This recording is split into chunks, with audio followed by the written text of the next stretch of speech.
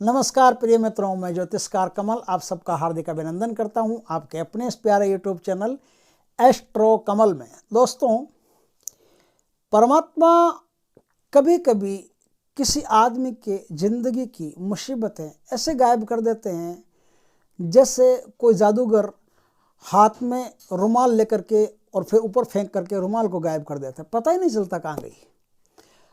एक स्त्री थी, बूढ़ी स्त्री थी।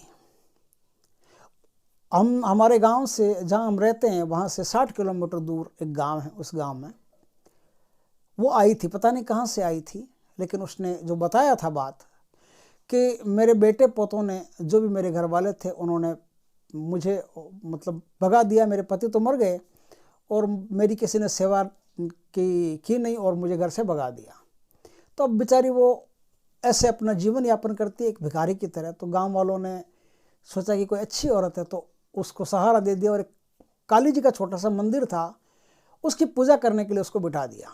अब उसके पीरियड वगैरह तो आते नहीं थे, तो बूढ़ी औरत थी तो आराम से पूजा करने के लिए बिठा दिया। और पास में एक धर्मशाला थी, उस धर्मशाला में वो झाड़ू पोछा करने के लिए रह गई।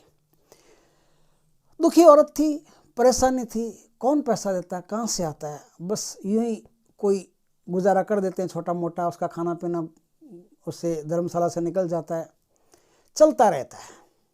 एक सन्यासी आए एक दिन उस धर्मशाला में रहने के लिए रात को। सन्यासी ने जब उस स्त्री को देखा तो कहा कि माई बड़ी परेशान लगती हो।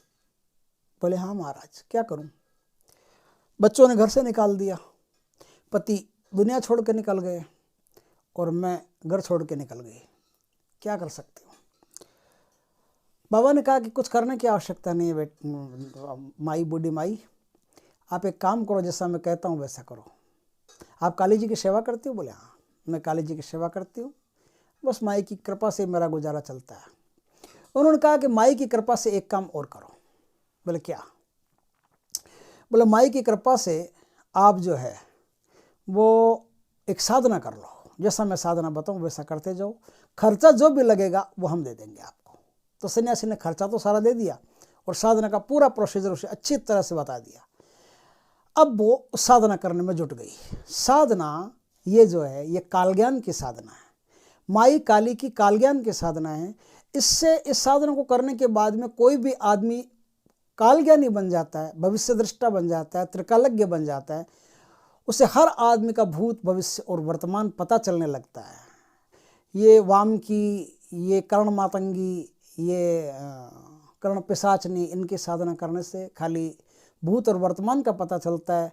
24 घंटे के बाद में कर्ण पिशाचनी उत्तर देती है। 24 घंटे तक का भविष्य तो कर्ण पिशाचनी बता सकती, उससे आगे का भविष्य कर्ण पिशाचनी नहीं बता सकती, वाम की नहीं बता सकती। लेकिन माँ काली की ये जो चमत्कारी शक्ति है, ये युगों युगों का भविष्य बता देती है। कब क्या होगा, कब नहीं होगा, 10 साल बाद में तुम्हारे साथ क्या होगा, 20 साल बाद में तुम्हारे साथ क्या होगा, सब कुछ बता देती है। हर चीज़, स्थान के बारे में, व्यक्ति के बारे में, वस्तु के बारे में, कोई वस्तु कहीं खोई हो तो बता देती है, कोई लड़का कहीं खो के चला गया हो तो बता देती है, सब कुछ बता देती है। माई ने यह साधना शुरू कर दी। ये साधना शुक्ल पक्ष की चतुर्दशी के दिन से शुरू होती है। साधना शुरू करने से पहले शंकर भगवान के मंदिर जाना पड़ता है, शंकर भगवान की आराधना करनी पड़ती है, उनको राज्य करना पड़ता है और उनसे आशीर्वाद लेना पड़ता है। फिर गणेश जी का आशीर्वाद लेना पड़ता है कि मैं माई काली की कालज्ञान की साधना कर रहा हूँ, मुझ पर कृपा करें और ये साधना मेरी सिद्ध हो जाए और इस प्रकार से मैं काल ज्ञान में लोगों का भला कर सकूँ, मुझ पर ऐसी कृपा रखें भगवान। तो ये सब बोल करके फिर छोटी छोटी जो साधना में छोटी छोटी जो पूजा में बताता हूँ, जैसे उन सब की पूजा करके सबको राजी करके फिर आप चतुर्दशी के दिन, शनिवार के दिन से इस साधना में रात को 11 बजे से आप इस साधना को शुरू करेंगे। साधना को शुरू करने से पहले इसमें एक छोटी सी बात है कि इसमें जो आसन होता है ना, वो चौकोर आसन काम नहीं आएगा। इसमें 3 कोने का आपको आसन बनवाना पड़ता है पहले, या फिर जो आसन हो आपका वो आसन आप आराम से रखिए, कंबल वंबल लगा करके एकदम मस्त गद्देदार आसन बना लीजिए, बढ़िया आराम से बैठ सकें।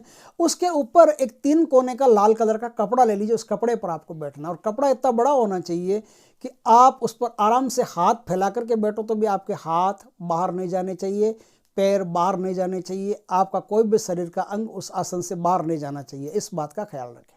साधना के बाद में आसन को मोड़ करके तीनों तरफ से फिर उठना है। ये साधना माई ने शुरू कर दी। साधना शुरू करने से पहले आपको माई की पूजा करनी पड़ती है।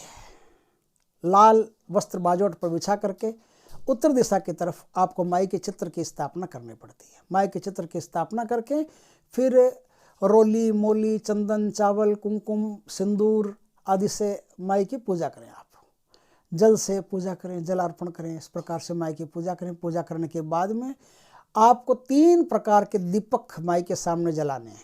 कौन कौन से 3 प्रकार के दीपक? एक तो चमेली के तेल का दीपक, एक बीच में दीपक रहेगा वो घी का, शुद्ध घी का, गाय के घी का दीपक रहेगा, और उसके साइड में जो दीपक रहेगा वो दीपक सरसों के तेल का रहेगा। ये तीनों एक ही आकार के दीपक होने चाहिए, चाहे कांसी के हो, पित्तल के हो या मिट्टी के हो। ये तीनों दीपक आपको जलाने हैं। दीपक की लो आपकी तरफ मुंह किए हुए रहें, इस बात का खास ख्याल रखें। अब गूगल की धूप हो, वो गूगल की धूप आपके साधना काल में चलती रहनी चाहिए। कोई भी प्रकार की मिठाई हो, वो मिठाई 7 बतासे, लाल कलर के 7 फूल, गुड़, लौंग, इलायची, मीठा पान, ये सब साधना में आपको माता जी को चढ़ाने हैं। उत्तर दिशा की तरफ मुंह करके बैठना है, मैंने बता दिया।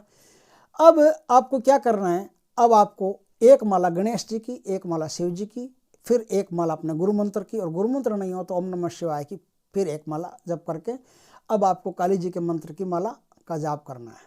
21 माला का जाप 21 रोज तक आपको प्रतिरोज रात 11 बजे से ही करना है। इस बात का ध्यान रखें। आपकी ये साधना 11 बजे से शुरू हो जाएगी। साधना पूर्ण होने के बाद में, जैसे आपका मंत्र जाप पूर्ण हो गया, मंत्र जाप पूर्ण होने के बाद में आपको कांसी की कटोरी में या कांसी के किसी भी बर्तन में आपको कपूर जला करके माई की आरती करनी है। इस प्रकार से ये साधना आप करते रहिए। 21 दिनों में माई की कृपा से आपको ऐसी शक्ति मिल जाएगी, या माई प्रकट होके दे या नहीं प्रकट हो, प्रत्यक्ष ना हो तो भी कोई दिक्कत वाली बात नहीं है। कुछ दिनों में आपके भीतर ऐसी शक्ति बढ़ना शुरू हो जाती है जिससे आपको सामने बैठे व्यक्ति के बारे में सब कुछ अपने आप पता चलना शुरू हो जाता है। साधना के बाद में भी आप 7 माला का रोज जाप करें तो बहुत बढ़िया रहेगा, नहीं तो 1 माला तो कम से कम करें ही करें, इसको छोड़ना नहीं है, इस बात का खास ख्याल रखें। और जिस माला से आपने जाप किया है, हो सके तो उस माला को आप अपने गले में धारण किए हुए रहें तो ज़्यादा बढ़िया रहेगा।